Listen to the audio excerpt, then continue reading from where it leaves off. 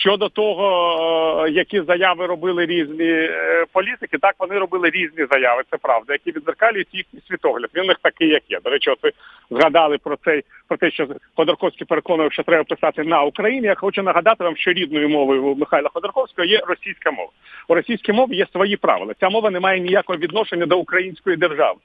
І мене завжди дуже дивує, що люди, які з одного боку хочуть відмовитися від російської культури, продовжують нав'язувати росіянам правила, як розмовляти їм їхньою рідною мовою. Я, чесно кажучи, радив би всім нашим співвітчизникам перестати нав'язувати мовні норми в мові, яка не має до них ніякого стосунку. І якщо їх так дратує, що росіяни використовують на, а не в Україні, просто переходити на українську мову, де за всіма правилами української мови, затвердженими Інститутом мови Академії наук України, використовується прийменник в Україні.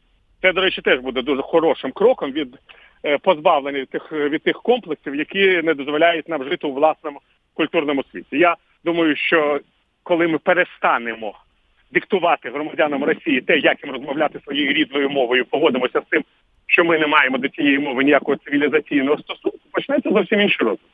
Поки ми говоримо, що ми не віддамо росіянам їхню рідну мову, нещодавно, пам'ятаєте, ми ще казали, що ми не віддамо їм їхню рідну культуру. Пам'ятаєте, так?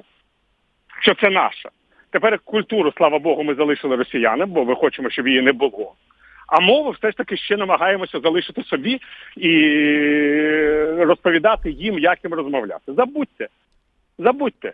Forget.